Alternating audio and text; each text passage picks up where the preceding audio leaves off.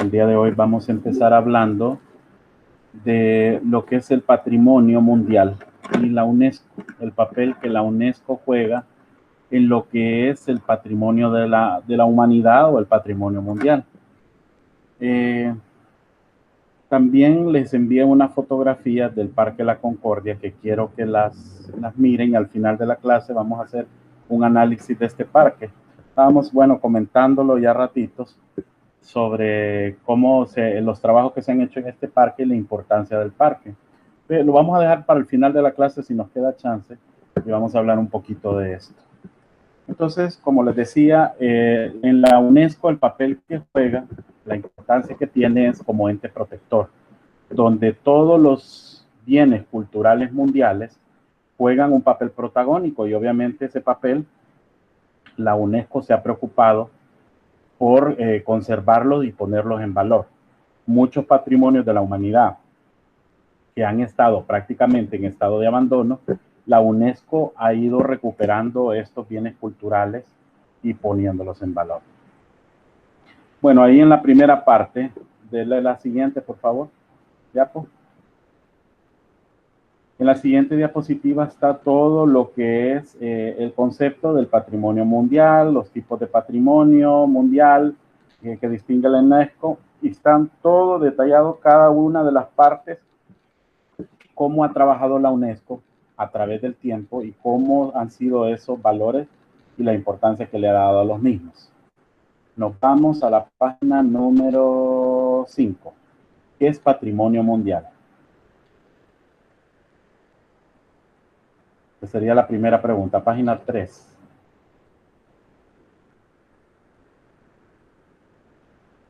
Pase la siguiente.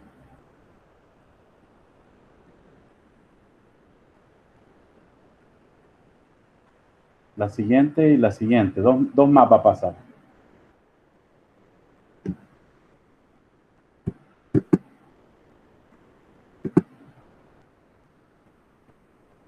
Bueno, no sé si es que no me está escuchando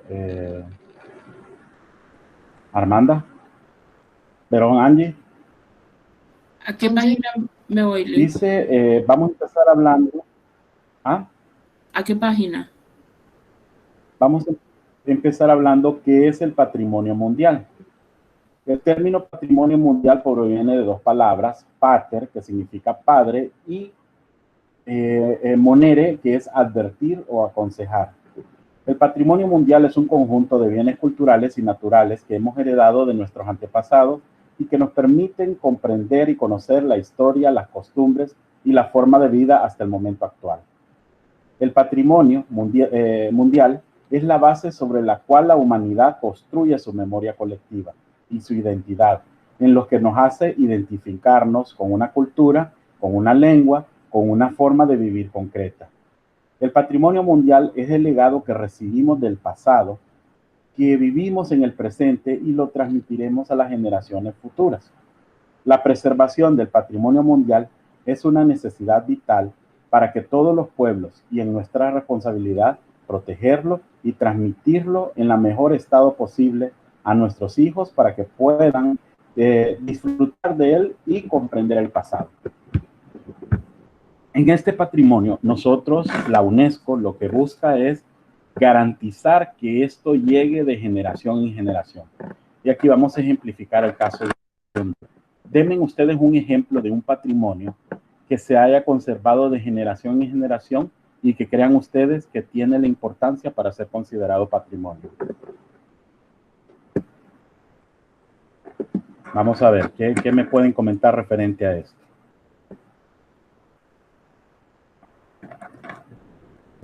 Podría ser, Lee, que por ejemplo, el ejemplo que nos dio ahorita del Parque La Concordia.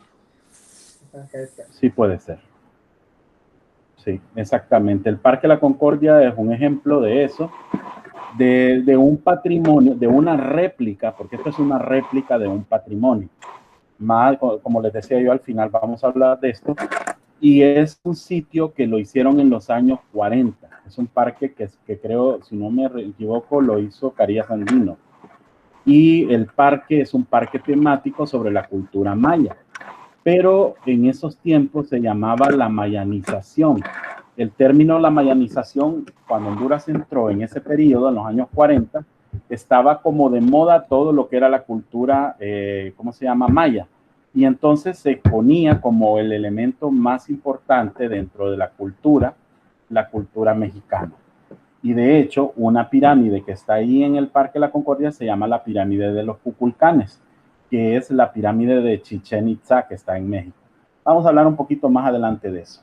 Pero, volviendo al tema, la UNESCO lo que busca es que el patrimonio que cada país tiene, ponerlo en valor, que sea apreciado, que las culturas y las nuevas generaciones aprendan a protegerlo.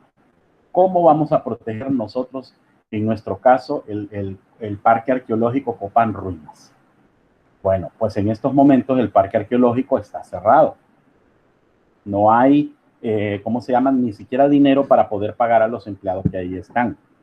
Entonces, la Asociación Copán y los guías de Copán están haciendo una labor de limpieza, de cuidado, de protección, de rondas en lo que es el Parque Arqueológico, porque no hay dinero para pagar el personal. Entonces, esta gente está yendo al lugar y está dando una parte de ellos mismos para poder apreciar y poner en valor todo ¿cómo se llama?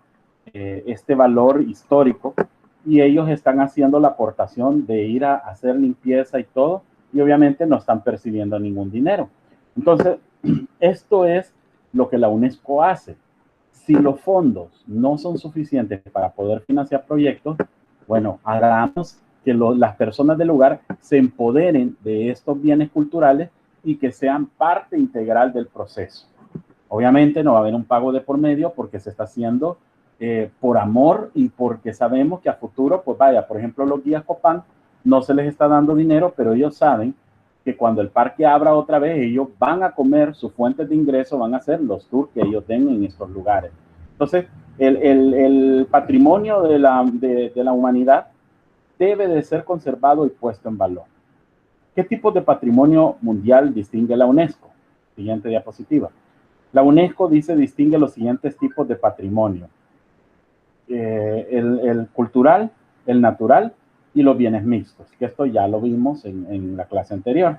Patrimonio cultural, dice que el patrimonio cultural material son los monumentos, los conjuntos, las obras elaboradas únicamente por el hombre y obras conjuntos del hombre y la naturaleza, como paisajes urbanos y rurales.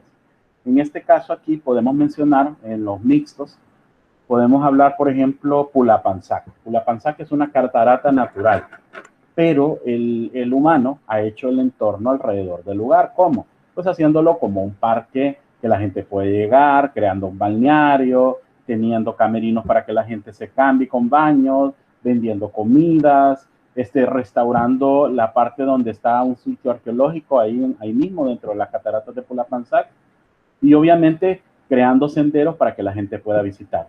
Todo esto hace que se ponga en valor esos bienes culturales y que las personas obviamente aprecien lo que se tiene en un país.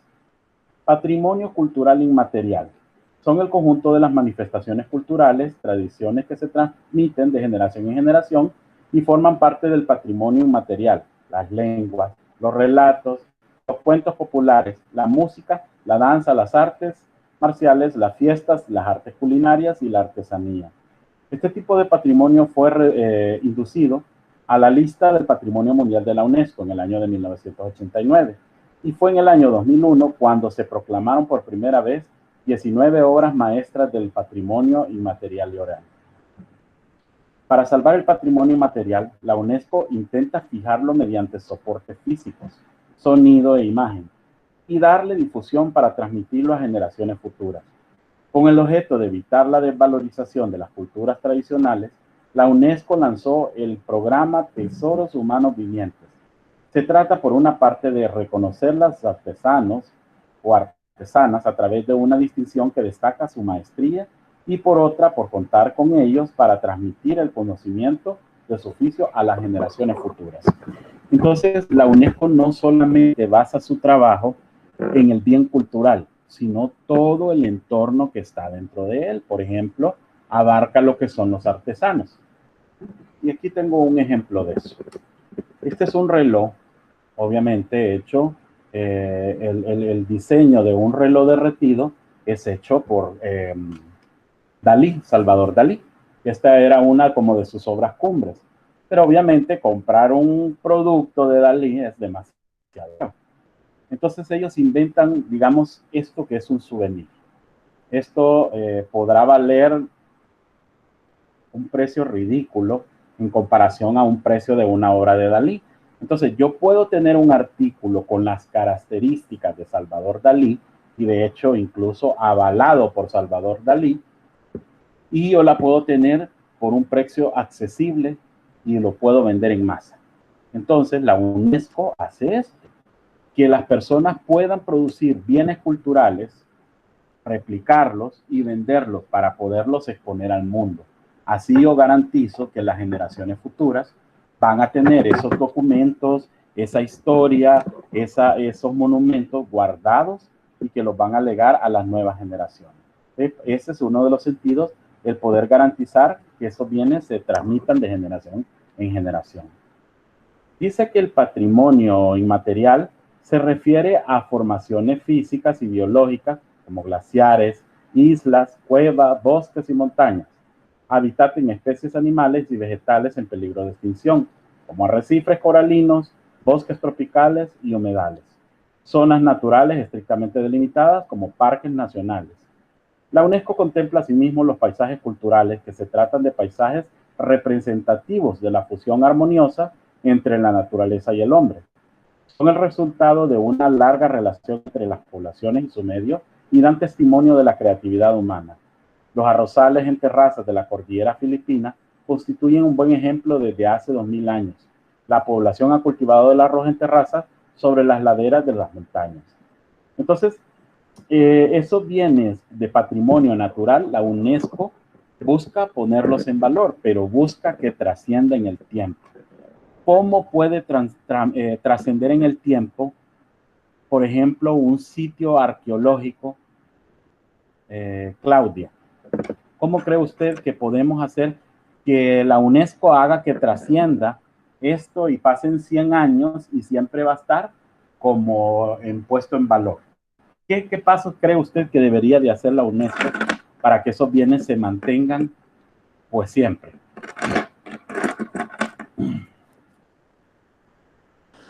Lick, disculpe que se le escucha entrecortado, no le entendí la pregunta. ¿Cómo cree usted? No sé si todos me están oyendo entrecortado. Bueno, yo solo por algunos momentos, no, porque por el internet, pero ahorita estoy escuchando bien. Yo le escucho bien, licenciado. Igual yo a veces sí le escucho un poquito entrecortado o a veces casi no le escucho nada. Ajá. Bueno, si me oyen demasiado entrecortado, me lo dicen por favor para cambiarme de lugar. No sé si la recepción tal vez me esté fallando. Entonces, igual me lo hacen ver, pero si hay uno que no le está fallando, entonces no es mi internet. Es el de ustedes el que les está fallando. Porque si hay, o sea, si todos no me oyen, entonces sí, el problema es mío. Bueno, volviendo a la pregunta, Claudia, ¿cómo cree usted que la UNESCO garantiza la protección de esos bienes culturales? Y en el caso de nosotros vamos a hablar, por ejemplo, de un sitio arqueológico, el que usted quiera. ¿Cómo cree usted que la UNESCO puede hacer, ponerlo en valor y protegerlo según estos lineamientos que está diciendo ahí?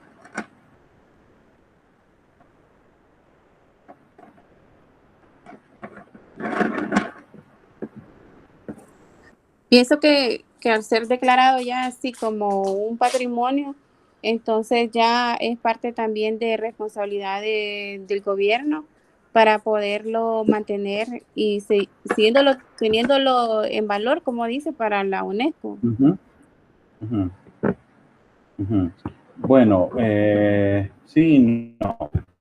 Cuando nosotros estamos hablando de protección de un bien cultural, lo que estamos haciendo es queriéndolo legar a futuro.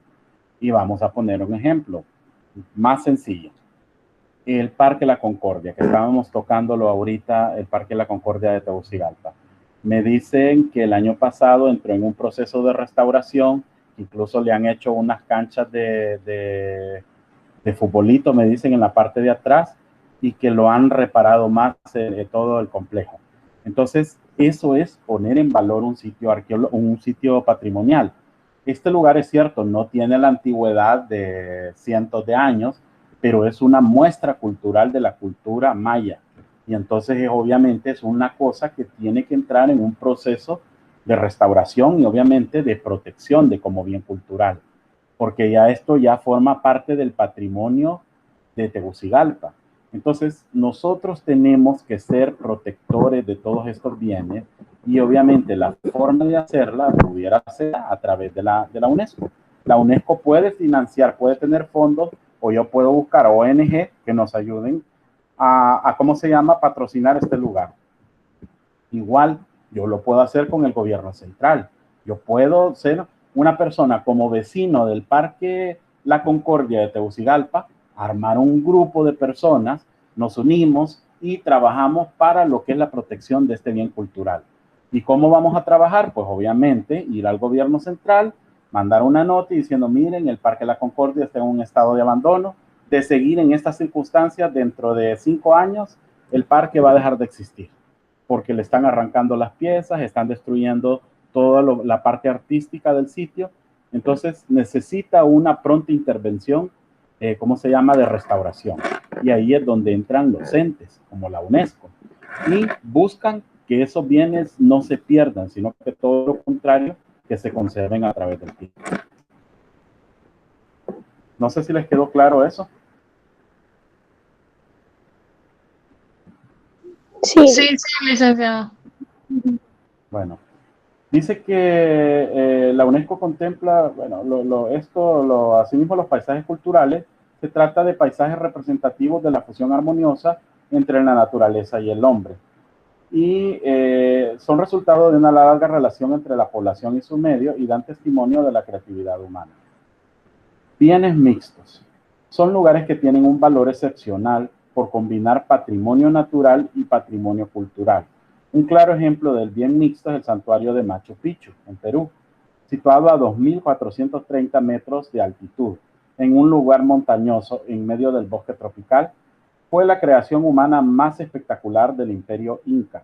Contiene murallas, terrazas y rampas gigantes esculpidas en la roca que parecen ser la prolongación natural. Entonces, estos bienes mixtos, por ejemplo, como lo menciona aquí en el caso de Machu Picchu, es un sitio patrimonial declarado Patrimonio de la Humanidad. ¿Cómo se debe de hacer para que estos bienes culturales no entren en un estado franco de deterioro? Porque el caso, por ejemplo, que Machu Picchu ha tenido últimamente es la sobreexplotación del lugar, que esa es otra cosa que también, lejos de beneficiarnos, lo que va a hacer es el deterioro de los lugares. En Machu Picchu, por ejemplo, hay partes donde es toda una ciudad de piedra, pero la piedra, a pesar de ser piedra, si la tocamos y la estamos tocando y tocando, los humanos despedimos aceites y grasas y eso daña la piedra. Entonces, estamos hablando 400 años de turistas y turistas y turistas que han desfilado por el lugar y pasan por el lugar y pasan y ponen su mano. Entonces, la piedra se ha ido desgastando y ha entrado en un estado de desgaste que ha perdido más de la mitad de la pieza entera. Entonces, ¿qué es lo que se está sugiriendo para el caso de Machu Picchu a la UNESCO? Que deje de ¿cómo se llama? Que Machu Picchu no reciba la cantidad de turistas que está recibiendo actualmente, sino que se reduzca a la mitad y que dentro de cierto tiempo que permanezca cerrado por un espacio, creo que pedían 5 años. Entonces, todos estos sitios patrimoniales, la UNESCO tiene la autoridad como para poder poner un orden y decir, bueno, ya basta. No, tampoco la sobreexplotación de los lugares no es bueno porque sucede el deterioro de los bienes culturales. Entonces, en el caso de los bienes mixtos, podemos hablar también no solo de Machu Picchu, sino que aquí podría ser las cataratas de Pulapanzac, donde está la naturaleza con una cascada, pero al otro lado está el sitio ceremonial que fue hecho por las culturas prehispánicas. Entonces, hay dos cosas en un mismo lugar. y se vuelve por eso un bien cultural mixto, donde obviamente lo que se busca es la protección del bien, y la UNESCO, pues esa ha sido una de sus funciones principales. ¿En qué consiste la Convención del Patrimonio Mundial? Desde su creación en el año de 1945, la Organización de las Naciones Unidas para la Educación y la Ciencia y la Cultura, UNESCO, ha tenido como objetivo promover la identificación, protección y preservación del patrimonio cultural y natural en todo el mundo, considerando un tesoro universal. En la Conferencia General de la UNESCO en el año de 1972, los países que pertenecen a esta organización acordaron que ante los múltiples peligros que amenazaban la supervivencia de los bienes culturales y naturales de los monumentos, parques, árboles, animales, lenguas, era necesario un esfuerzo conjunto que todos los países para protegerlos y poder transmitirlas a las generaciones futuras. Este acuerdo tuvo como resultado la aprobación por parte de la UNESCO en el año de 1975 de la Convención del Patrimonio Mundial. Inicialmente fue firmado solamente por 20 estados, pero en la actualidad ya son 178 los estados que la han suscrito. Este acuerdo tuvo como resultado la aprobación por parte de la UNESCO en el año de 1975 de la Convención del Patrimonio Mundial. Inicialmente fue firmado por 20 estados. Estoy volviendo a leer lo mismo. La convención es un documento con 38 artículos que establece el marco en que la UNESCO y sus países miembros colaboran para proteger el patrimonio mundial frente a la evolución de una vida económica y social, frente a la contaminación, la urbanización, la destrucción del bosque, el turismo masivo. En el año 2003 fue aprobada la Conferencia General de la UNESCO en la Convención para Salvaguarda del Patrimonio Cultural Inmaterial, pero aún está pendiente de ser ratificada por los Estados miembros. Muchas veces estos países, especialmente en el caso de Latinoamérica, que son ricos en bienes patrimoniales, en cultura prehispánica, ¿cómo se llama?, en sitios o ciudades coloniales, han entrado en un estado prácticamente de abandono. Y podemos mencionar el caso de Antigua Guatemala, el caso de León, Nicaragua, Granada y la misma Comayagua. Entraron en un estado de abandono y de descuido, donde no se apreciaba como bien cultural.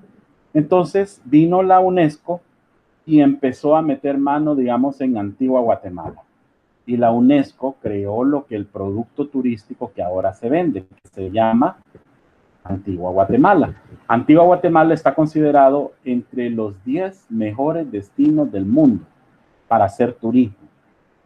¿Y cómo se logró todo esto? Pues obviamente vino la UNESCO, lo declaró Patrimonio de la Humanidad, no permitió que se siguieran destruyendo los monumentos y empezó a meterle dinero a reconstruir los sitios patrimoniales que estaban en estado de abandono.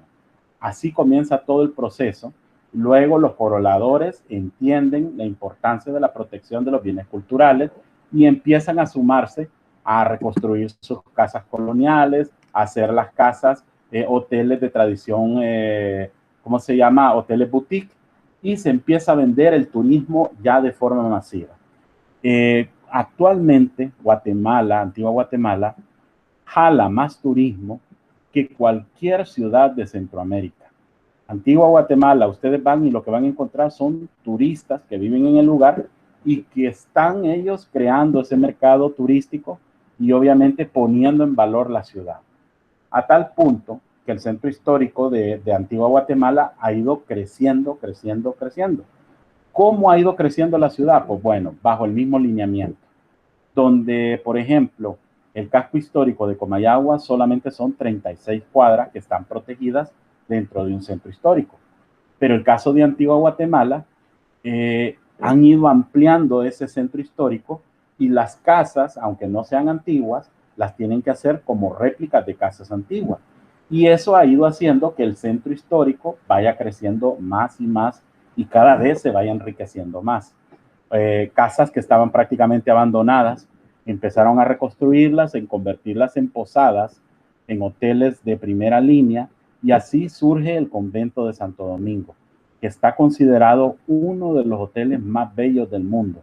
Ese hotel, todas las noches se encienden alrededor de 300, 400 velas, todas las noches. todo está decorado con flores naturales. Y es un hotel que en el interior tiene museos, convento, y no un museo, digo museos. Tiene dos museos, un museo de arte colonial y un museo creo que de arte prehispánico. Y todo el hotel está decorado con imágenes de santos, con pedazos de retablos de iglesia, y es una joya realmente ese hotel. Ese hotel tiene piscinas, centros de convenciones, discotecas, no sé cuántos restaurantes, no sé cuántas habitaciones. Tiene hasta un subterráneo que le han hecho en la parte nueva, donde existe un centro comercial en el interior. Entonces, para que vean cómo podemos armonizar un lugar y obviamente con inversión público-privada. Ese hotel, el Santo Domingo, es una inversión que el gobierno central lo hizo junto con UNESCO y junto con lo que es el empresario de ahí de Antigua Guatemala. Y hoy, como repito, está considerado entre uno de los hoteles más bellos del mundo. Vamos a hacer una exposición de este hotel para que vean ustedes la importancia que tiene dentro de lo que es Antigua Guatemala. Bueno.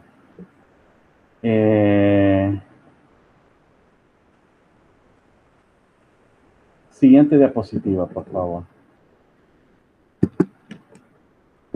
Dice que para poner en marcha la Convención de la UNESCO cuenta con la siguiente estructura, que es la Asamblea General de los Estados. ¿Qué es la Asamblea General de los Estados? Pues todos los estados que conforman la ONU o la Organización de las Naciones Unidas, pues la UNESCO es un brazo de Naciones Unidas. Dentro de eso está el brazo para la cultura, que es la UNESCO, el brazo para la salud, que es la OMS, que la muy corrupta OMS que está actualmente. Y así tiene un brazo para cada cosa, para lo que es cultura, para lo que es arte, y en el caso de la UNESCO hace esa intervención a través de la Asamblea General de los estados que la conforman, que son como 200 estados miembros en la actualidad. Dice que este tiene un comité del patrimonio mundial que protege esos bienes y obviamente los pone en valor. Y para eso ellos hacen sesiones con los países miembros y cada país expone sus lugares de interés que quieren que se promocionen como patrimonio de la humanidad. Si esto se aprueba en junta, entonces se asignan fondos y se comienza a trabajar en el proyecto de restauración de un centro histórico. Pero también está lo que es el Centro del Patrimonio Mundial, donde existe una mesa del patrimonio mundial que todos trabajan conjuntos y ven cuáles son los puntos que deben de atacar. Existen también las organizaciones de expertos, como por ejemplo ICOMOS, UICIN y INCRON, que ya los vamos a ver más adelante, que son cada una de estas dependencias, que una actúa para cosas naturaleza, otras estudia para bienes arqueológicos, y así van sucesivamente. La Asamblea General de los Estados Americanos. La Asamblea se reúne cada 2 años, una conferencia general de la UNESCO, y se ocupa de elegir a los Estados miembros que la componen y el Comité del Patrimonio Mundial. Con un mandato de 6 años, asimismo hace el seguimiento de los fondos que la UNESCO tiene para salvaguardar el patrimonio mundial. Se obtiene una aportación económica de cada país miembro que realiza la UNESCO y marca las líneas de actuación a seguir. Siguiente diapositiva. El Comité del Patrimonio Mundial. Es la entidad compuesta por representantes de varios estados, miembros de la UNESCO, que tiene la responsabilidad de aplicar los artículos de la Convención del Patrimonio Mundial. Además, se ocupa de diseñar una lista del patrimonio mundial de diferentes lugares del mundo. Define los criterios para formar parte de esta lista y se ocupa de recibir y estudiar las solicitudes provenientes de distintos estados. En la actualidad, esta lista está compuesta por 788 bienes. O sea, estos se dividen, esos 788, en 611 culturales, 154 naturales y 23 mixtos de los 134 estados miembros. El comité cuenta con el apoyo de una secretaría llamada Centro de Patrimonio Mundial, que se ocupa de la gestión diaria de la organización de las reuniones del comité, seguimiento de expediciones, de solicitud y difusión y sensibilización sobre la labor de la UNESCO en protección del patrimonio mundial. Aquí yo les voy a contar un poco sobre la historia de Ciudad Blanca, donde Honduras es parte de este comité. Y obviamente se expuso la importancia de Ciudad Blanca en la historia, pues, de la humanidad. Se está interpelando para que este destino o este lugar sea puesto como parte del patrimonio de la humanidad. Pero ¿qué procede? Obviamente el Estado tiene que hacer una inversión para demostrar que esa ciudad existe y la riqueza que tiene. Mientras la UNESCO no conozca el proyecto en sí, entonces es difícil la asignación de fondos. Pero se está luchando con eso para que ¿cómo se llama?, la ciudad tenga ese privilegio de ser parte de la UNESCO. Este lugar obviamente no va a ser habilitado dentro de 2, 3 años. Se está hablando de más de 10 años para poderlo poner en valor. Y se habla que es una ciudad que incluso tiene más relevancia que la misma Copán. Copán es la ciudad artística por excelencia del mundo maya, pero se está hablando que Ciudad Blanca es una ciudad prácticamente como lo que vendría a ser en la actualidad una ciudad modelo, una ciudad diseñada para ser un centro ceremonial, un centro espiritual y obviamente donde existió un fuerte comercio internacional. Entonces, obviamente, cuando este producto turístico se desarrolle, porque todavía no se ha desarrollado, todavía está en fase de protección, obviamente, cuando esto suceda, el país va a tener una generación, ya la gente no solamente va a venir a Copán, sino que van a venir a visitar la Balanca, y dentro de eso van a hacer un circuito donde van a visitar Tegucigalpa, Valle de Ángeles, San Pedro Sula, Comayagua, Olancho, y etcétera, etcétera. Van a hacer una ruta que van a conocer más del país, ya no solamente como actualmente, que actualmente la gente viene, entra por el lado de Guatemala, los llevan, conocen con ruina. De hecho, ni siquiera les dicen los guatemaltecos, como son tan inteligentes, ni siquiera les dicen que han salido de Guatemala, sino que los traen a Honduras bajo el pretexto de que están dentro de Guatemala. Y así es como ellos promueven su turismo y dicen que están ¿cómo se llama?, allá en Guatemala todavía. Bueno, dice que la mesa patrimonial se reúne, en realidad es como un comité que está de forma permanente, pero las reuniones de lo que es la directiva de la UNESCO se reúne a cada 2 años. Mientras tanto, esta mesa de trabajo o mesa de patrimonio mundial está viendo los lugares y está identificando qué se puede poner en valor. Las organizaciones de expertos que ayudan, como el comité de asesorando por 3 organizaciones de expertos en patrimonio que ponen su conocimiento al servicio de la UNESCO. Uno de ellos es ICOMOS, que quiere decir Consejo Internacional de Monumentos y Sitios que asesora sobre el patrimonio cultural. La UICIN, que es la Unión Internacional por la Conservación de la Naturaleza y sus recursos, especialmente el patrimonio natural.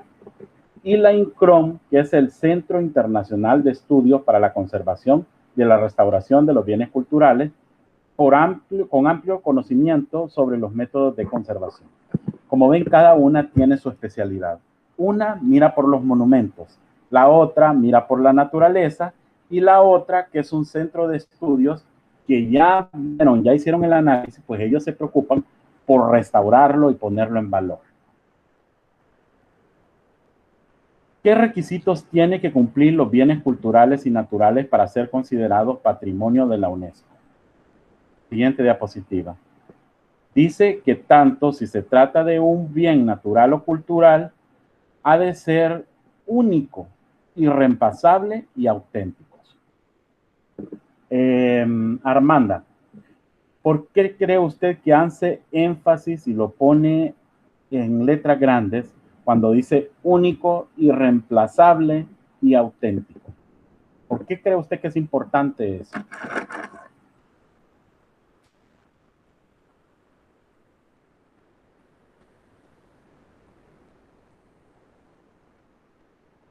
Armanda, ¿está ahí, Armanda?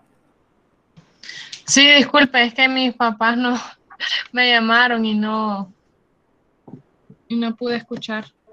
dígame. Ajá. ¿Qué cree usted que quiera decir con eso? Único, irreemplazable y, ¿cómo se llama? Auténtico. Pues, ¿Por qué la UNESCO como dice estamos eso? hablando, como ¿A estamos qué hablando querrá de decir? todo, ¿A qué se referirá con eso? pues claramente son cosas de las que no sé, por ejemplo, como usted decía, de todos los bienes que habían robado y todo esto, no hay manera de volverlos a crear con el mismo sentimiento, o por ejemplo, los recursos naturales, que estos, que no hay manera, o sea, son cosas que no podemos como, ay, sí, como copiarlas, pegarlas, como rehacerlas, son como, no sé cómo decirlo, pero esa por parte de la parte de irreemplazables, porque son, como dice ahí, únicos. Únicos se refiere que cada pieza tiene su valor como es no podemos hacer porque, por ejemplo, pueden haber muchos libros, pero un libro es único por la historia que puede traer. Y auténticos Ajá. podría ser, sí, dígame. Ajá. Aquí es donde entran, por ejemplo, sitios como Copán. ¿Creen ustedes que hay más ciudades como Copán? No, ¿Habrá otra No, ciudad en cualquier lugar del mundo igual de la misma categoría de Copán? no hay ninguna. No, No, no hay ninguna. Todas tienen, o sea, en Mundo Maya hay varias ciudades. Están en México, hay un montón. Está Chichén Itzá, está en la península de Yucatán, hay varias. Está Palenque, está, ¿cómo se llama? La pirámide del Sol y de la Luna. Hay una infinidad de lugares en México, en Belice, en El Salvador, en Guatemala y en Honduras que conforman lo que es el circuito de la cultura maya. Pero cada ciudad tiene su importancia. No existe ninguna ciudad que tenga la belleza que tiene Copán. Y por eso es que la han declarado Patrimonio de la Humanidad. Y por eso dice ahí que tiene que ser única, irreemplazable y que sea diferente a todas las demás. Y ese es el caso de cuando nosotros tenemos un bien cultural que lo tenemos que proteger porque si se pierde, no hay otro más. No es que, bueno, vamos a hacer la interpretación con lo que hay en México. No, en México son sencillos los templos. Lo más parecido que hay en el mundo maya es quizás Tikal, pero tampoco Tikal no tiene la belleza que tiene Copán. Tikal tiene los grandes monumentos que están reconstruidos, pero en realidad no tiene la belleza que tiene Copán, la delicadeza, el trabajo fino que Copán tiene, ninguna ciudad lo tiene. Dice que esto, cuando hablamos de único, se refiere a bienes que existen en un solo lugar del mundo, como los templos de Aknor en Camboya y la gran pirámide de Keops en Egipto son ejemplos de estos lugares únicos. Irreemplazable. Se define a su destrucción sería irreparable. Por ejemplo, si se destruye un bien natural como un bosque tropical, los expertos forestales no lograrán jamás reconstruirlo de manera idéntica a pesar de los avances tecnológicos. Auténtico. Se consideran auténticos aquellos bienes que no han sufrido restauraciones profundas, ni han sido modificados o desnaturalizados a lo largo de los siglos. Es decir, que se conservan tal y como fueron construidos o como eran en el momento de su formación. En el caso de los bienes culturales, además de estos tres requisitos, se exigen los siguientes criterios. 1. Representar una obra maestra para la creación humana. El Taj Mahal en la India, por ejemplo, es un inmenso mausoleo de mármol blanco edificado entre 1631 y 1648 en Agra, por orden del emperador Shah Jahan, que inspiró en el amor hacia su esposa favorita y quiso perpetuar su recuerdo construyendo un monumento como el Taj Mahal, una joya de arte musulmán en la India y una de las obras del patrimonio de la humanidad que suscitan un interés universal. Aquí podemos ver, por ejemplo, para la feria que hicieron ustedes en Tegucigalpa, de las maravillas del mundo, expusieron y de hecho ganó la del Taj Mahal. La importancia de este sitio patrimonial, obviamente, como lo dice ahí, es poner en plano lo que es la creación de una obra maestra, donde yo puedo exponer en todo su esplendor un templo funerario, y actualmente se considera como un sitio de veneración hacia el amor que dos personas se pueden tener el uno hacia el otro. El Taj Mahal es como que dijéramos el corazón de los amantes, y es una tumba funeraria que está hecha completamente de mármol blanco. El Taj Mahal, la importancia que ha tenido, obviamente, que es único. No hay otro Taj Mahal, no existe otro monumento funerario en el mundo que reúna esas características. Y eso hace que esa obra maestra de la creación humana sea un bien cultural apreciado y deseado por todas las culturas. Número 2. Dan testimonio de un intercambio de influencias durante un periodo o área determinada. La arquitectura de los monumentos, la planificación de las ciudades, la creación de paisajes. Un ejemplo de esto es la Catedral de Rågsved en Dinamarca, construida entre los siglos XII y XIII, que fue la primera catedral gótica escandinava, hecha de ladrillos, dio origen a que este estilo se difundiera por todo el norte de Europa.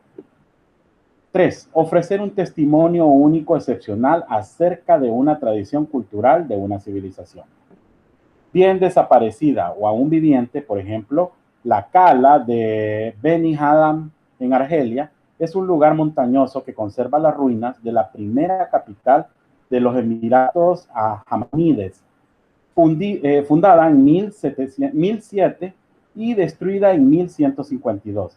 Representa la imagen de una ciudad musulmana fortificada que contiene una de las mezquitas más grandes de toda Argelia. Entonces, el primero habla de representar una obra maestra que haya sido hecha por manos humanas. El segundo, dar testimonio de ese intercambio que surgieron entre las culturas. Por ejemplo, en Honduras podemos hablar de Ciudad Blanca, que fue una ciudad que se habla que había un amplio mercado con las culturas sudandinas y con las culturas norteamericanas del estado, pues de lo que ahora conocemos como Chiapas en México, donde pues hubo ese intercambio de productos y hicieron que la muestra cultural se volviera más rica, porque empezaron a fusionar culturas y a utilizar, digamos, diseños que utilizó una cultura hace miles de años, la utilizaron los indígenas lencas hace 800 años aquí en Honduras. Entonces, eso es cuando ponemos en valor un bien cultural y damos testimonio del mismo. Y 3, dice ofrecer un testimonio único, excepcional acerca de una tradición cultural o de una civilización. Yo tengo que exponer un monumento, pero también tengo que explicar las bondades que el lugar tiene. Tengo que explicar todo eso en un testimonio, lo excepcional que tiene, lo importante que es para la humanidad. ¿Por qué Copán es importante para la humanidad? Porque es el centro prácticamente del mundo científico de la cultura maya. Ahí era donde estaban todos los artistas, los estilistas, los actores, los astrónomos, los matemáticos del mundo maya. Entonces esta ciudad se volvió una ciudad muy cosmopolita, donde venía gente de todos lados, de México, de El Salvador, de Guatemala, y llegaban a hacer intercambio a estas ciudades. 4. Representar un estilo de construcción y paisaje característico en un periodo significativo de la historia de la humanidad. Un ejemplo de esto es la ciudad de mezquita histórica de Bagherat, en Bangladesh, ciudad antigua fundada en el siglo XV. En el general turco Ulu Khan Jahan, cuya infraestructura da testimonio de la gran maestría técnica de la época. Además, incluye un número excepcional de mezquitas y monumentos islámicos antiguos, muchos de ellos construidos en ladrillo. Cuando nosotros representamos esos estilos y las construcciones que se han hecho y los ponemos en valor, la humanidad va a empezar a apreciarlos. ¿Y cómo los va a apreciar? Pues haciendo intervenciones arqueológicas, desarrollando restauraciones de lugares históricos y poniéndolos en valor. 5. Construir un ejemplo de establecimiento humano representativo de cada cultura. Un ejemplo de esto sería el Centro Histórico de Santa Cruz de Mompox, Colombia, fundada a orillas del río Magdalena. Mompox desempeñaba un papel primordial en la construcción española en el parte de América del Sur. La mayoría de los edificios conservan hoy su función original y ofrecen de este modo una imagen excepcional de lo que fue una villa colonial española. 6. Está relacionado con acontecimientos, tradiciones vivientes y creencias, obras excepcionales, etc. El Parque Nacional de Kakadu, en Australia, está habitado desde hace 40.000 años y contiene vestigios desde el periodo neolítico hasta nuestros días. Nos permite apreciar la historia en las técnicas de los comportamientos de los humanos, ilustradas por pinturas y por pictogramas. En cuanto al patrimonio natural, los requisitos exigidos son ofrecer un testimonio de una época de vida de la Tierra. Así, por ejemplo, los fósiles de Burgess Shale en el Parque de las Montañas Rocosas de Canadá contienen picos, glaciares, lagos, cascadas, cañones y un yacimiento de fósiles marinos de gran ayuda para entender la evolución de la vida sobre la Tierra. Ahí, en este lugar, en este parque, en las Montañas Rocosas de Canadá, imagínense que lo están poniendo en valor por lo que se puede sacar del lugar. Y nosotros aquí en Honduras, que estamos llenos, en realidad, Honduras se considera el parque arqueológico más importante de todo el área latinoamericana.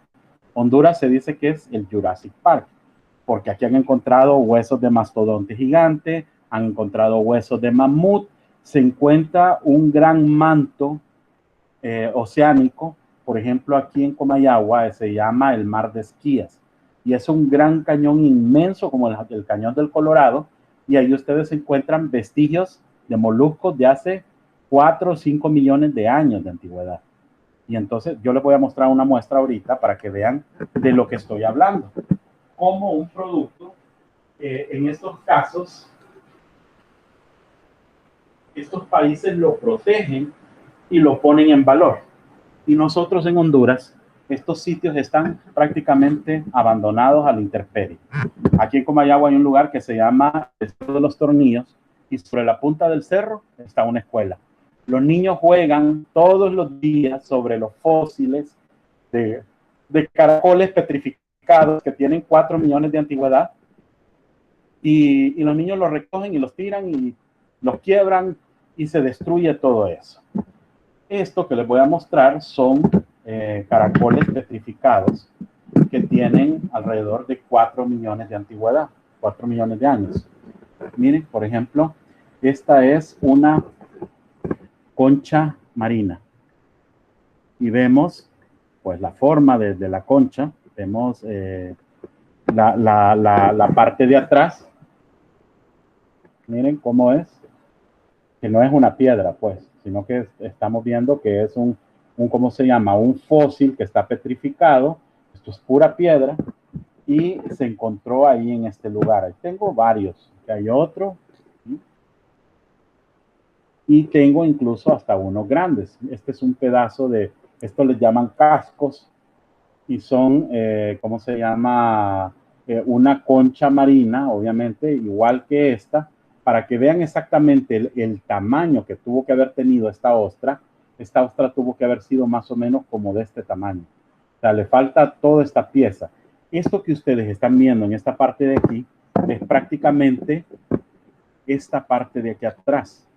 Esto que tiene esta pequeña pieza aquí en la parte de atrás. Esta pieza es solamente como que la pieza estuviera cortada por acá, para que vean y entiendan el tamaño y la dimensión de lo que tuvo que haber sido esta ostra. Entonces, pues bueno, aquí podemos ver, esto tuvo que haber sido el interior de la ostra, de repente la carne del animal, y vea, y de repente no haya hasta una ostra ahí, una perla, perdón, dentro de estos, ¿cómo se llama? Fósiles petrificados. Una pregunta, pero obviamente eso ya, sí. ¿Usted fue a ese lugar y las consiguió ahí? Sí, yo fui al lugar que se llama Esquías y de ahí se sacaron. También se consiguen pescados petrificados y se consiguen fósiles de plantas ahí en el lugar. Y ahí se las venden los propios del lugar, se las venden por 150 lempiras. De hecho, estos me los regalaron una alumna de la universidad. Me los trajo, perdón, estos de ahí del lugar de ella, que se llama... se me va el nombre ahorita del lugar de donde me los trajo ella. Y como ven, estos tienen cualquier cantidad de millones de años. Y tengo una bandeja llena de ¿cómo se llama? Miren para que vean cuántos son. Lo único que está. Tiene una bandeja llena de este tipo de caracoles. Y lo interesante de esto, pues que ustedes van al lugar y cómo se llama y los pueden recoger ustedes mismos, los pueden recolectar. Y imagínense al nivel que nosotros estamos en Honduras y se imaginan, por ejemplo, esto en este lugar que están mencionando aquí, que está en Sudamérica, en cómo se llama, en Canadá, que lo consideran pues patrimonio de la humanidad y lo están protegiendo y no permiten obviamente que nadie toque eso. Y en cambio aquí en Honduras, lo que usted quiera, en animales petrificados, lo que usted quiera hay. Bueno, dice que el número uno que hablamos ofrecer es un testimonio de la época de la vida en la Tierra. Y este parque en Canadá, pues protege todo esto. En Honduras tenemos cualquier cantidad y no hay ningún tipo de protección para el lugar. Dos, representar la evolución y el desarrollo de los ecosistemas. La selva natural de Monte Kenia es la segunda cima más alta del continente africano. Se trata de un antiguo volcán hoy apagado con una amplia variedad de paisajes que contienen glaciares, bosques de excepcional belleza, la evolución de la ecología, de la flora y ofrecen claros ejemplos de su adaptación al medio. 3. Ser lugares de belleza natural excepcional. Estoy en la siguiente diapositiva.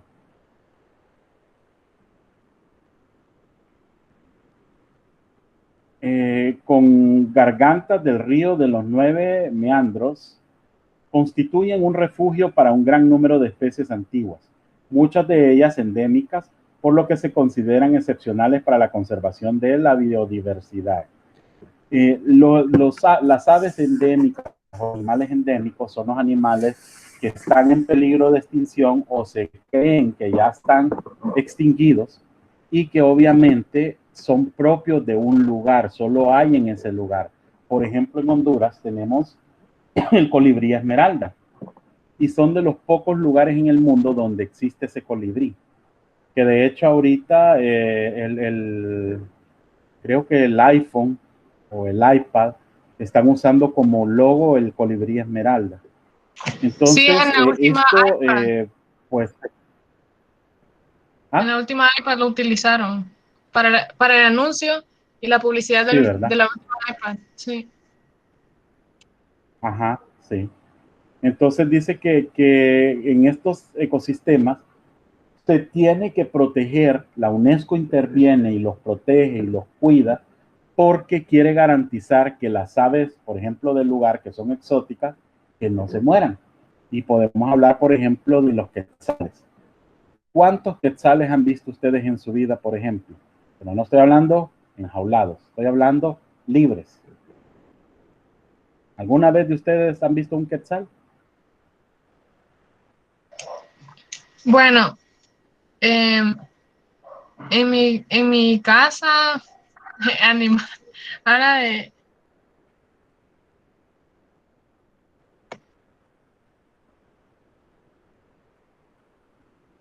Hola, Armanda. Sí, sí, sí, perdón, es que se me cortó. ¿Qué, qué nos iba a decir? Angie, me cambia la siguiente diapositiva, por favor.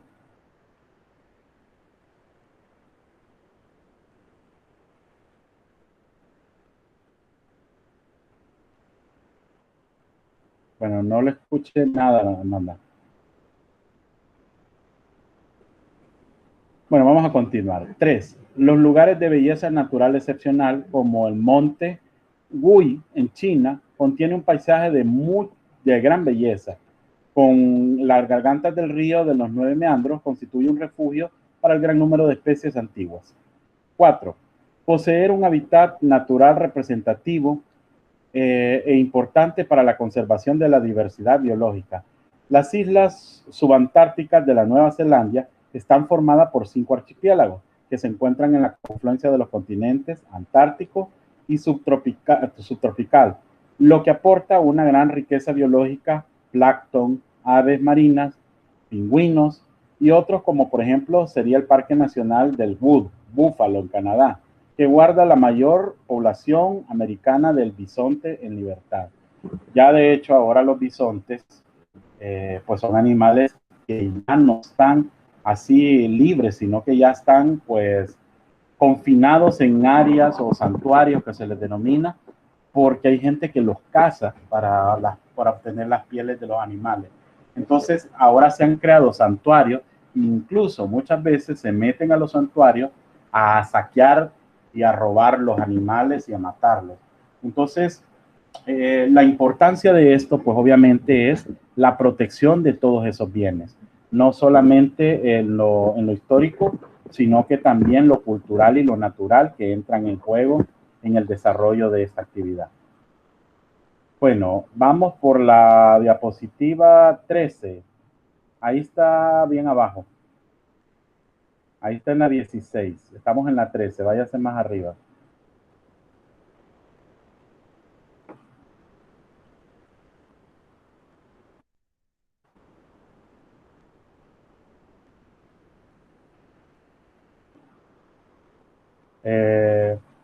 Angie, la 13, póngame, por favor.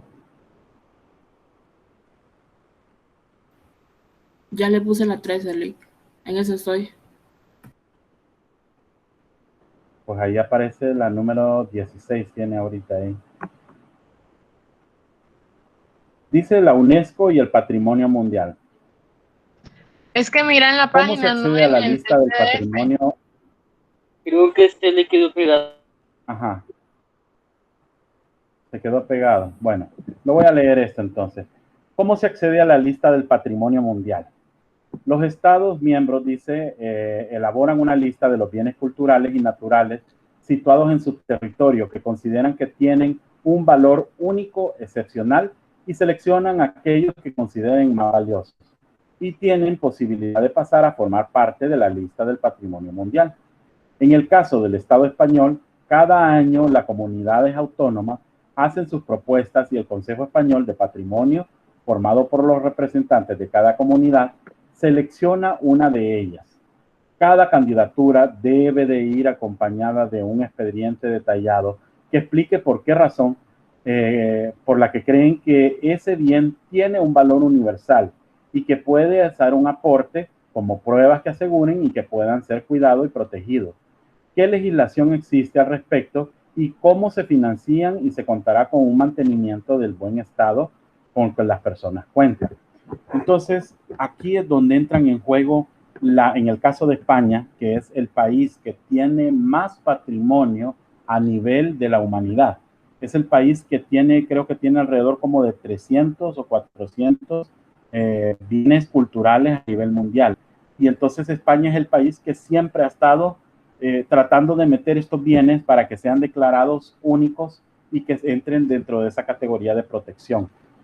¿Por qué España siempre ha peleado esto? Pues obviamente porque lo que busca es que ese patrimonio tenga la apreciación del mundo. Y España es un país que tiene mucha cultura, donde realmente ellos se preocupan por exponer sus museos, por que la cultura sea absorbida como un bien propio. México y España han hecho ese trabajo durante años de años y se han preocupado porque los jóvenes entiendan que los museos no son un lugar muerto. ¿Qué es la diferencia entre un europeo y entre un hondureño, por ejemplo? Si ustedes van a Guatemala, seguro que se van a ir a meter a las discotecas de última generación, a emborracharse, y andar perdido, buscando novia, buscando novio y haciendo de las de ustedes. Un europeo no. Va a llegar, va a ir a ver cultura local, apreciación de museos, iglesias, sitios de interés, y en la noche, que tenga un poco de tiempo, se va a ir a tomar 1, 2 y exageradamente 3 cervezas. Y de ahí ya no pasan. Y luego se van a dormir tranquilamente y viven una vida pacífica. ¿Por qué sucede esto? Porque cuando la cultura forma parte de una sociedad, existe lo que se llama la apreciación, que es lo que nosotros no tenemos. Y eso es lo que ustedes como jóvenes les aburre. Aquí es donde ustedes exponen situaciones, pero al mismo tiempo no se involucran. Ninguno de ustedes es una persona que realmente aprecia en su sentido el arte. Y muchas veces se amparan bajo la misma ignorancia, diciendo que son evangélicos, diciendo que en la iglesia no les permiten adorar imágenes, donde les dicen que esos bienes culturales deben de ser destruidos porque eso es una blasfemia contra Dios. El tener un santo, por ejemplo, es una blasfemia contra Dios. En ningún momento es esto. Esto ya lo hablamos en clase anterior, hicimos una comparación con un teléfono. La fe que ustedes ponen en un aparato, diciendo, creyéndole que este aparato lo va a conectar con un familiar de ustedes. Entonces, es exactamente igual un santo. Una imagen es un intercesor, donde yo voy a hablar con Dios y, por ejemplo, yo utilizo un elemento como esto, que se llama un rosario. ¿Para qué sirve un rosario? Este es un instrumento para rezar. ¿Qué es lo que yo quiero decir con esto?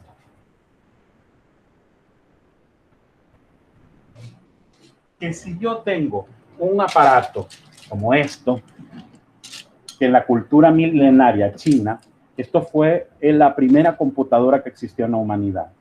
Y esto un chino le hace una operación básica y llevan sus cuentas, no me pregunten cómo, porque esto sí yo no lo conozco.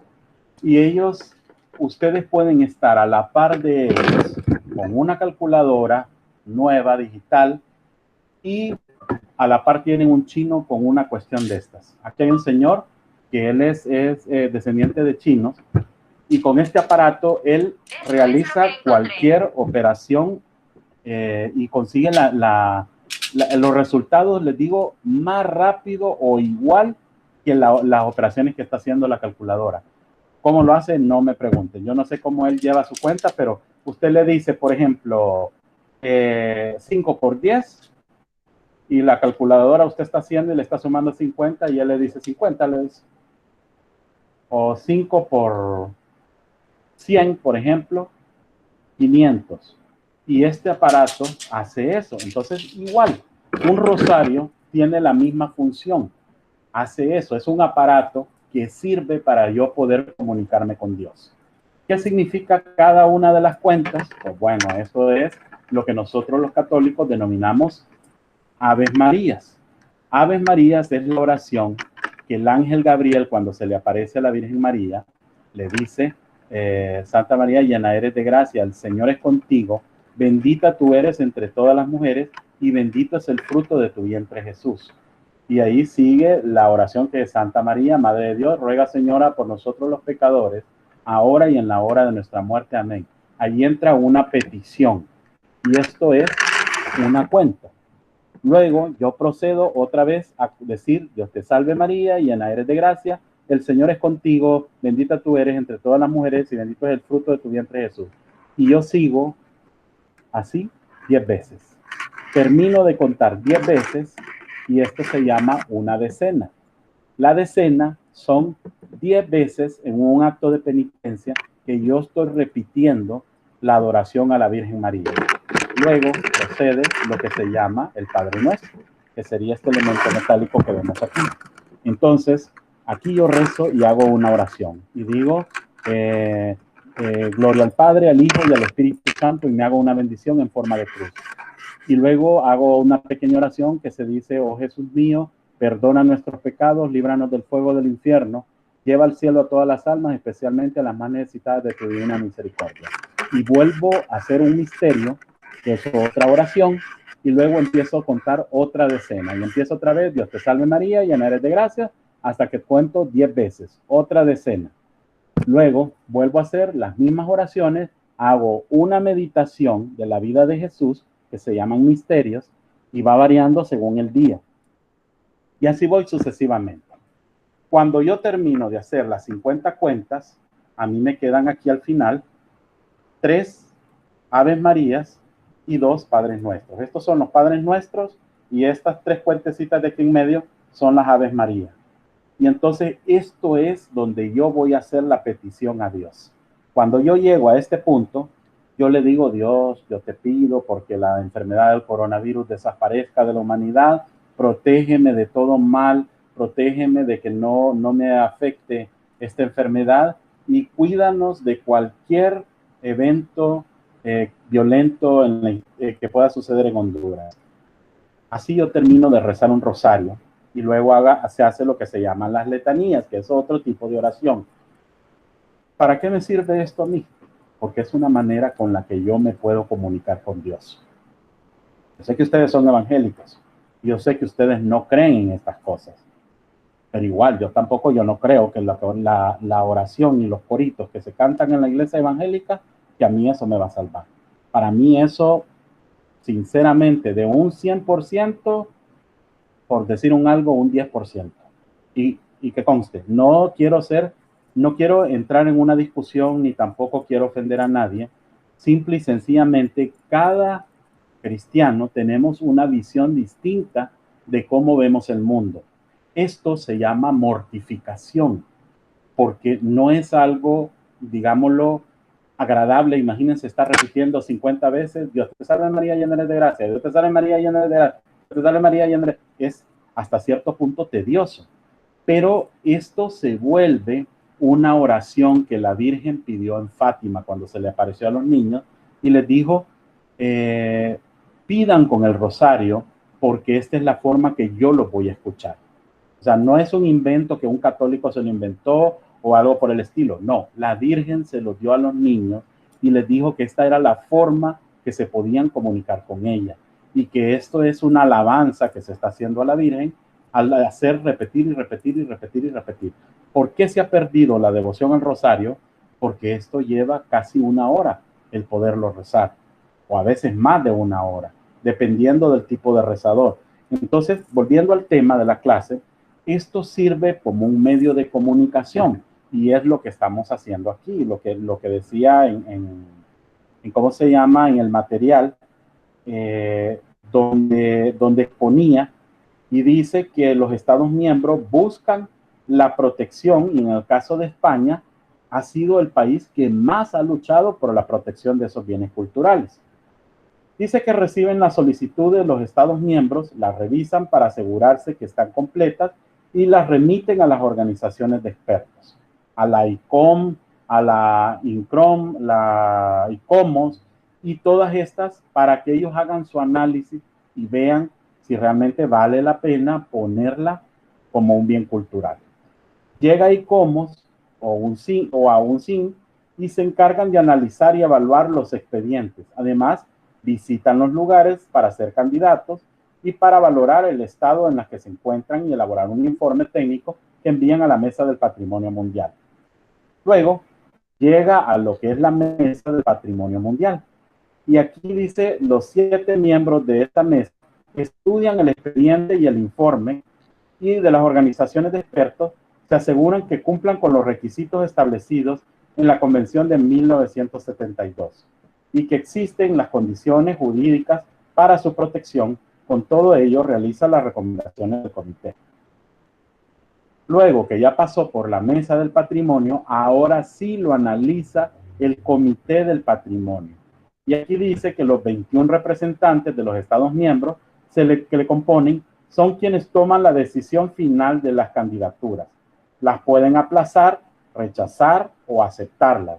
Y este último caso, el bien patrimonial, pasa automáticamente a formar parte de la lista del patrimonio mundial.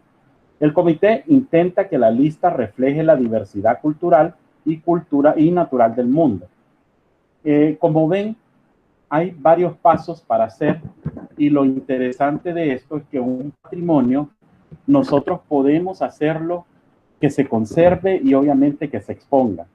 Y para esto pasa por estos diferentes filtros, por el ICOMOS, por el UNCIN, por ¿cómo se llama? Por la Mesa del Patrimonio Mundial y al final por el Comité del Patrimonio, donde ya se decide si sí o si no. Entonces, como ven, no es un proceso fácil, no es que yo voy a llegar y voy a decir, mire, yo quiero que Comayagua sea patrimonio de la humanidad. No, no es así. Hay un proceso que lleva de repente 2, 3 años para poder ser seleccionado como a formar parte de un patrimonio mundial, porque recordemos que no solo Honduras está solicitando eso, lo están solicitando, son 178 países miembros, pueden estarlo solicitando más de 100. Entonces, cada uno es meticuloso la evaluación y por eso de repente lleva un proceso que puede durar 5, 10 años, que van teniendo esa ¿cómo se llama? Explicación de todo lo que es el patrimonio. ¿De qué sirve figurar en la lista del patrimonio mundial? Dice que la etiqueta de patrimonio mundial es una denominación muy codiciada y aporta un sello de notoriedad. Todos los bienes que están inscritos en la lista quedan bajo la protección internacional. La UNESCO cuenta con una partida económica destinada a apoyar los Estados miembros mediante el envío de técnicos y expertos a los lugares donde están sus bienes, la realización de estudios y concesión de subvenciones. Además de esto, cuenta con un fondo económico reservado para medidas de urgencia, a menudo utilizadas en casos de desastres naturales. Y aquí es donde entra, por ejemplo, en caso el juego de Copán. Copán, para el huracán Mitch, resultó afectada una parte de los túneles, se llenaron de agua, se empezaron a dañar y tuvieron que apuntalarlo y protegerlo porque se estaba desboronando y se estaba destruyendo el patrimonio. Entonces, la UNESCO, que tiene personal permanente en el lugar, por ejemplo, el doctor William Fash, que es un arqueólogo que ha estado toda una vida, yo siempre he conocido a William Fash, y ellos son patrocinados por la UNESCO. Está también el doctor Ricardo Agurcia, que es otro de los arqueólogos importantes hondureños, que él es el que lleva prácticamente todo lo que es el sitio arqueológico de Copán. Están otros arqueólogos también, está la Doris Stone, hay varios que están trabajando en lo que es este proyecto y ahora incluso Japón se ha sumado al esfuerzo y tienen un arqueólogo que se llama Seiichi Nakamura, que él está llevando un nuevo proyecto que no se había estudiado que se llama Rastrojón. Estos lugares, pues obviamente, entran dentro de esta lista de protección del patrimonio y le da un plus a Copán. Copán ya no suena a nombre de Copán, Honduras, no. Copán suena a nivel mundial. La gente viene atraída a Copán, obviamente no porque el lugar sea bonito, no crean eso. Es porque la UNESCO lo recomienda como uno de los mejores destinos de la humanidad. Entonces, por eso es que la gente viene y esa es la importancia y porque todo el mundo, como lo dice ahí, se vuelve selectivo. Cuando yo entro dentro de la lista de ser escogido como patrimonio de la humanidad, eso me da a mí el plus y la gente viene por sí sola y en masas, como el caso de Machu Picchu, como el Cristo de Corcovado en Brasil, como ¿cómo se llaman? Las pirámides de Keops y de Giza en Egipto, como por ejemplo Belén en Israel, como por ejemplo la Iglesia Sagrada Familia, etcétera, etcétera. Todos estos monumentos forman el patrimonio de la humanidad y esos lugares están toda la vida que hierven de gente. Están que la gente no cabe en los lugares. Incluso la misma Copán, ahorita pues a partir del 2009 para acá, que ha habido el golpe de Estado, las situaciones que sucedieron, las crisis políticas y económicas que el país ha tenido en estos años, pues han mermado el turismo en este país. Pero hasta el 2009 ustedes iban a Copán y las calles estaban repletas de cientos de turistas extranjeros que venían de Italia, de Estados Unidos, de España, de toda Europa y venían a hacer turismo a Honduras. todavía se seguía manteniendo un margen, pero bajó como a un 50%. Y esos lugares siempre están llenos de turistas internacionales. Ustedes van a Antigua Guatemala, que es patrimonio de la humanidad también, y de hecho, la ciudad ahora pertenece prácticamente a turistas europeos. Los europeos llegaron, compraron propiedades, hicieron hoteles, hicieron restaurantes, hicieron un montón de productos turísticos y ellos hoy están recibiendo los beneficios. Y los turistas locales, las personas locales, lo que hicieron fue que vendieron sus propiedades y ahora pues están marginados hasta cierto punto. Entonces, como ven, la importancia de un destino turístico lo da la forma como yo exponga mi patrimonio. Si mi patrimonio obviamente entra dentro de esa categorización que lo va a hacer interesante, eso hace que el producto turístico suba de nivel. ¿Quién me puede ayudar con las diapositivas del Parque de la Concordia de Tegucigalpa? ¿O cree que me las pueda poner usted, Angie?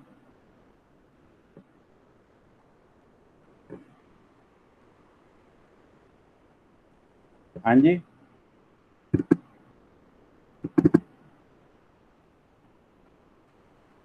¿Cree que me puede ayudar con la presentación, Angie? Sí, Lick, ya cambié. Está por...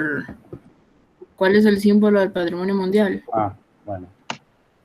Sí, que ya para ponga la terminar, foto. quiero hablar así un poco...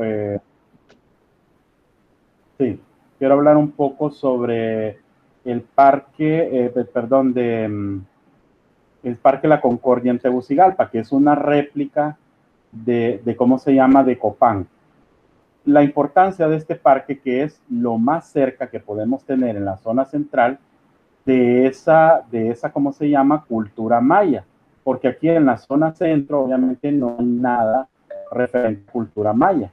Entonces, el Parque La Concordia se vuelve un referente a nivel nacional, donde podemos ver toda la historia de la cultura maya. Lick, Sí. quiere que ponga las imágenes. Eso fue lo que dijo. ¿Cómo? Quiere que ponga las imágenes del parque. Eso fue lo que dijo.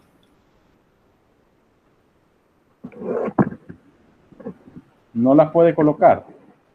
No, sí. Ya voy. Ajá.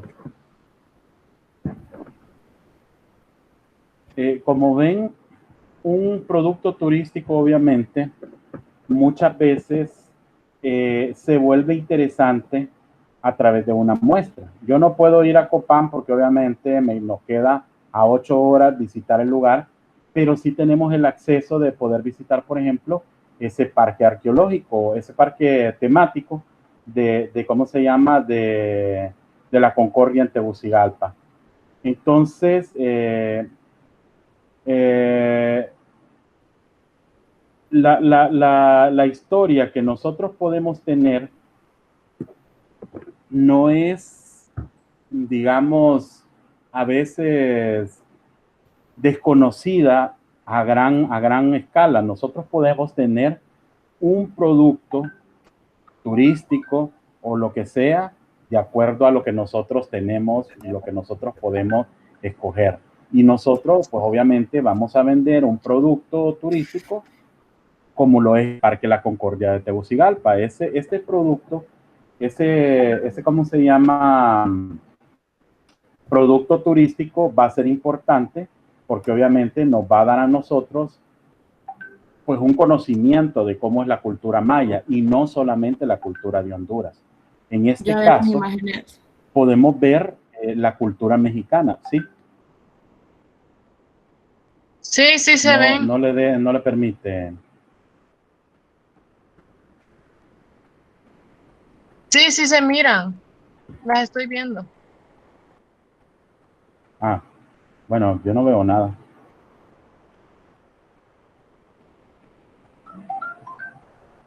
Bueno, no sé si la están viendo. La primera diapositiva que está ahí es un puente que está ahí en ¿cómo se llama?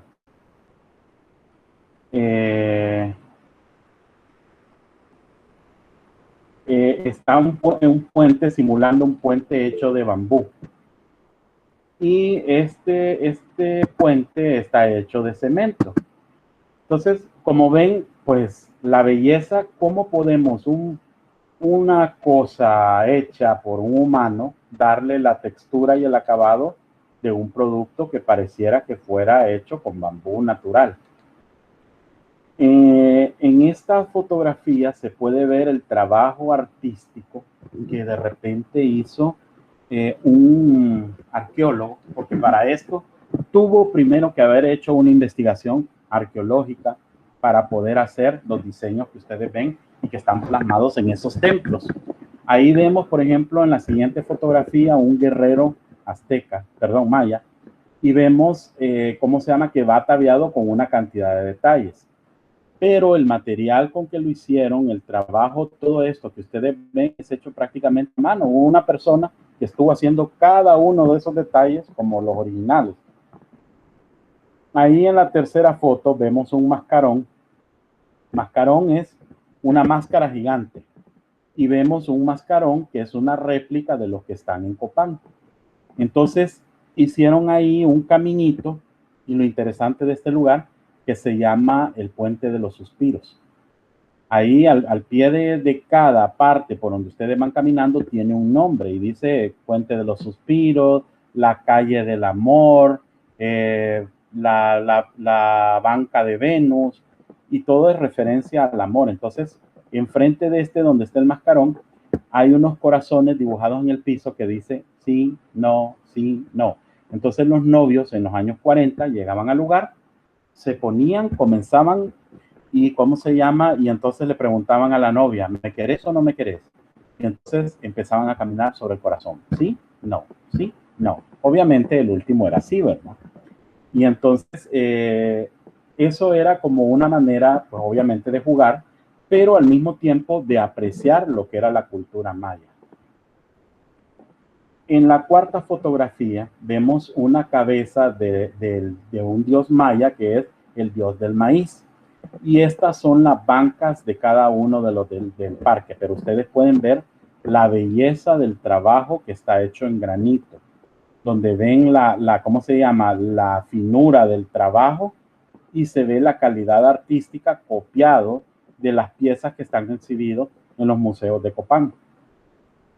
Al fondo hay una parte que ellos le denominan el templo, así como los que están en Copán, el templo X, el templo K, el templo H, y han hecho como lo que se llaman pérgolas.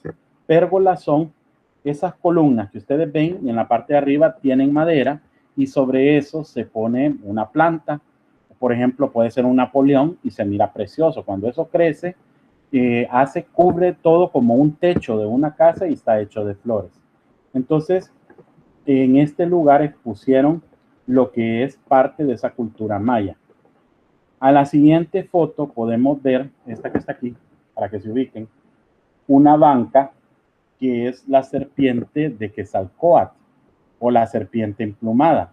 Para los mayas esa banca lo que tiene en las puntas era la entrada al inframundo, la entrada hacia el cielo o hacia el infierno. Y en la parte de atrás es donde está la representación de la diosa Venus. Obviamente dentro de la cultura maya, ¿verdad? Bueno, aquí en la siguiente vemos una cara del dios del maíz, que esta está expuesta en el Museo de Copán. Esta pieza pondrá a andar rondando los 1000 años de antigüedad. Y esta pues está ahí una réplica en el parque ¿cómo se llama? De Copán Ruinas. De la Concordia en Tegucigalpa. Bueno, aquí les quiero mostrar para que vean la calidad artística que hacían en 1950. Esta es una banca, la banca del parque. Pero miren la cantidad de detalles que la pieza tiene. Y como les repito, casi todo esto era hecho a mano, pues eran personas que de repente existían unos moldes, pero la mayoría de las partes las hacían a manos. Aquí vemos un sacerdote que está, ¿cómo se llama?, en actitud de oración. Y esto también es parte de uno de los templos de ahí de Copán. Pero miren la similitud con un sacerdote actual que incluso tiene un sombrero muy parecido a las mitras papales que utilizan los obispos. Aquí hay otro, un dios, este está creo que en México, y es un dios de, pues, no sé qué deidad sea, porque lleva una cabeza en el pecho. Bueno, así hay varios elementos decorativos que tienen mucha importancia en el parque.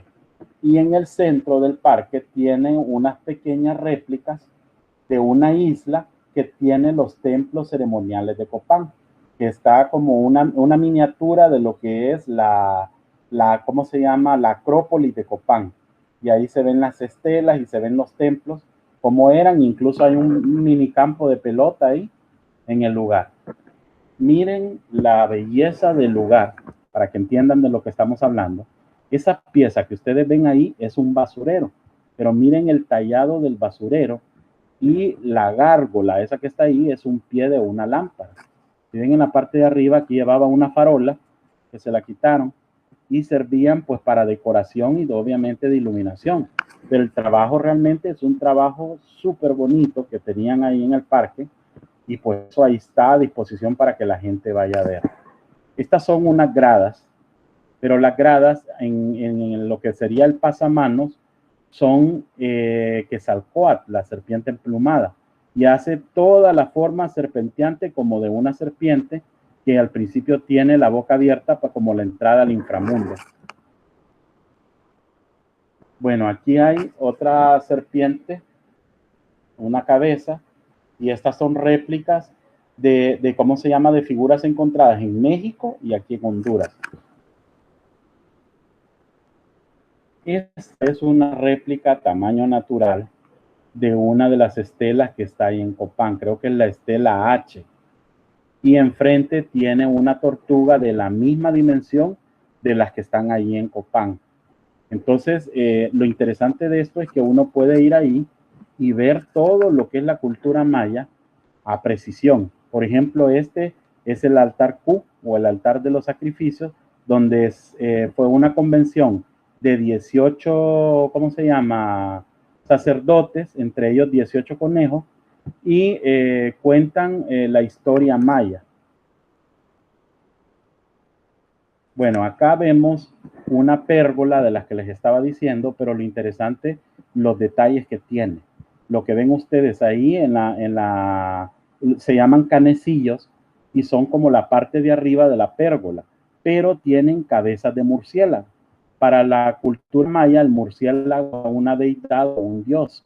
Entonces ellos lo consideraban como un dios protector de las culturas. Aquí no sé si lo van a alcanzar a ver bien, pero está el interior del templo de los Cuculcanes. Y la foto es muy bonita, la pueden ver ahí en el WhatsApp, y van a ver la calidad artística del trabajo que tiene en el interior, que parece incluso como de esos templos que salen en la película de Indiana Jones. Aquí vemos una de las cabezas talladas, porque todas estas piezas son talladas ¿cómo se llama? En piedra, y luego las llevaron ahí al parque arqueológico.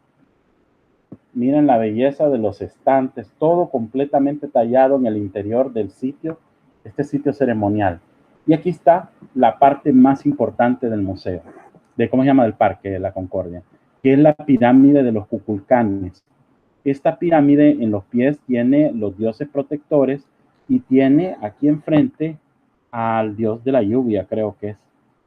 Y tiene serpientes emplumadas que suben hacia lo que son las gradas, y arriba tiene como una habitación, que ahí tiene como un sarcófago en la parte de arriba, y ahí está todavía ese sarcófago. Entonces, como ven, este producto todavía sigue en exposición en Tegucigalpa, y está lleno de fuentes, y es una belleza. Miren las esquinas de ese templo. Tiene murciélagos al lado, que eran los entes protectores que los mayas confiaban pues para la protección de sus culturas. La cabeza de una serpiente emplumada, que es la base de las escaleras que suben en la pirámide. Y esto está exactamente así como ustedes lo ven en México, en la pirámide de los Kukulcanes. Entonces ellos fueron copiando todos estos diseños. Hay más postales, pero nos vamos a quedar hoy ahí por razones de tiempo, porque ya me excedí un poquito de tiempo. Y lo que quiero es que ustedes entiendan cómo un sitio que no necesariamente tiene que ser de hace 2000, 3000 años, puede convertirse en un atractivo más para el país, donde nosotros podemos ver un producto y lo podemos exponer. Y desgraciadamente, como en Honduras no apreciamos el arte, ese parque debería incluso ser de entrada cobrada.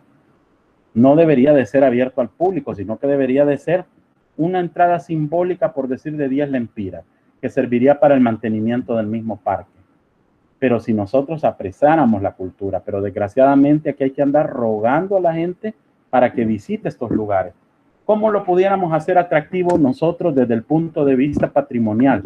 Pues creando, por ejemplo, ahí en el lugar, ferias turísticas, creando y vendiendo productos turísticos para que la gente vaya, llevando marimbas, llevando grupos musicales, dándole vida, teniendo policías en la zona, no botando basura, manteniendo un fondo para poder sembrar plantas, por ejemplo, o iluminarlo en la noche. Y esto le daría lugar, créanlo, una visión distinta. El lugar se volvería súper atractivo y la gente lo visitaría de día y de noche. Pero ¿qué es lo que nosotros debemos de hacer? Obviamente, patrocinar estos lugares y ponerlos al público, que la gente se entere que existe. ¿Cuántas de ustedes conocían este lugar? ¿O habían oído hablar de este lugar? Bueno, como le dije, yo sabía Angie, dónde que dice que vive por ahí, o Armanda. Claudia es la que dijo que sus familiares vivían por ahí. Yo pues paso muy seguido ahí porque queda camino a mi casa. Entonces, sí. Pero como le he dicho, siempre lo he podido ver desde afuera y le he preguntado a mi mamá de que sí, pero es ahí, no, pero normalmente lo que como todo lo que le comentábamos de lo peligroso que puede ser.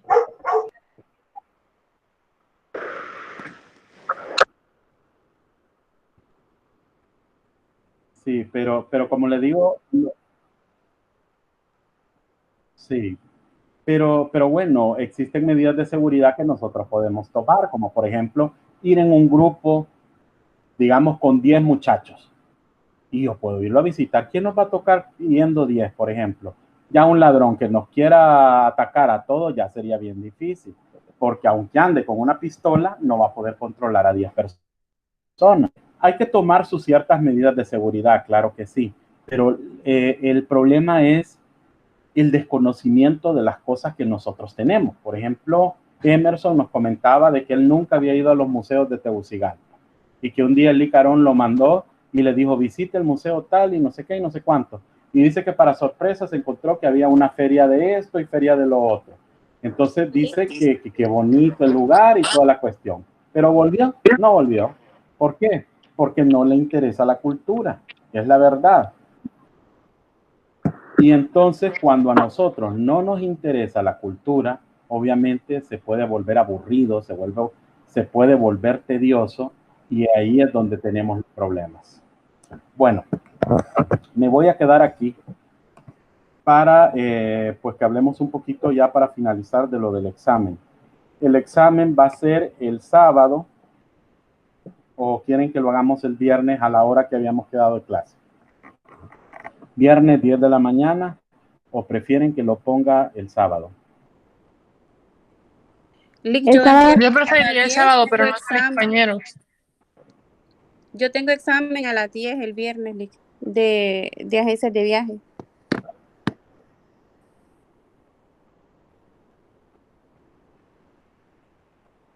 Bueno. ¿El sábado a qué hora sería, Lick? Ajá. Entonces quieren que lo dejemos el sábado a las 10 de la mañana. Bueno, yo igual en el grupo, por favor, pónganse de acuerdo a las 10 de la mañana. Sábado 10 de la mañana, para que ya quedemos claros día y hora y para que nadie se pierda, pues el sábado a las 10 yo voy a abrir el examen y cualquier cosa ustedes me preguntan y pues estamos ahí pues claros. El sábado obviamente no va a haber clase por ¿cómo se llama? Por razones del examen. Y cualquier cosa, ustedes me llaman. Si tienen alguna traba o algo en el examen, inmediatamente me llaman y me dicen, mire, tengo este problema. Y así yo veo cómo soluciono. En el examen les viene todo el material de patrimonio de la primera parte. Y como ven, esta parte que estamos hablando del patrimonio a través de la UNESCO viene siendo bien parecido a la otra parte que ya vimos, que es la descripción del patrimonio visto a través de ¿cómo se llama? De Honduras. Pero en realidad viene siendo la misma descripción, todo referente a los ICOMOS y hasta donde vimos, que es la diapositiva, creo la 16, si no me equivoco. Entonces, podemos ver cómo nosotros podemos estudiar. Pues obviamente, a mí me gusta que los exámenes ustedes expongan con ejemplificaciones, así como lo hemos hablado hoy. Igual, muchas veces la terminología está bien, pero basémonos en mi percepción, lo que yo pienso que es. Y eso me gusta a mí. El examen va a durar más o menos 1 hora. El examen no lo puedo poner por más tiempo, porque recuerden, tienen que escribir, tienen un promedio de más o menos, va a andar rondando unos 5 minutos por pregunta. Donde en 5 minutos ustedes van a exponer, ¿cómo se llama? Situaciones de todo lo que hemos visto en clase. Así es que, pues no me queda nada más que añadir y solamente desearles suerte para el sábado. Y cualquier duda, pregunta, pues me la pueden hacer ahorita o me la pueden hacer vía WhatsApp si quieren hacerlo ya en privado y no hay ningún problema. Yo estoy pues disponible para ustedes, solo me dicen y vemos qué podemos hacer si se presenta alguna situación. Entonces quedamos sábado 10 de la mañana para que ya quedemos claros a qué hora y qué día. Está bien, licenciado. Si no hay Perfecto. más preguntas, nos quedamos aquí y nos vemos el sábado. Bueno. Gracias. Ok, Buenas Liz, noches. muchas gracias, Bueno, Liz. pues buenas tardes, Buenas buenas noches, licenciado. que descansen y espero que la clase de hoy, pues yo sé que hoy es un poquito más tediosa porque Gracias, era igual. material relacionado con el patrimonio, pero igual lo teníamos que terminar. Así es que gracias y nos vemos la otra semana. Gracias, Liz. Nos vemos. Bueno, Gracias. buenas Nos vemos, noches. licenciado. Buenas noches.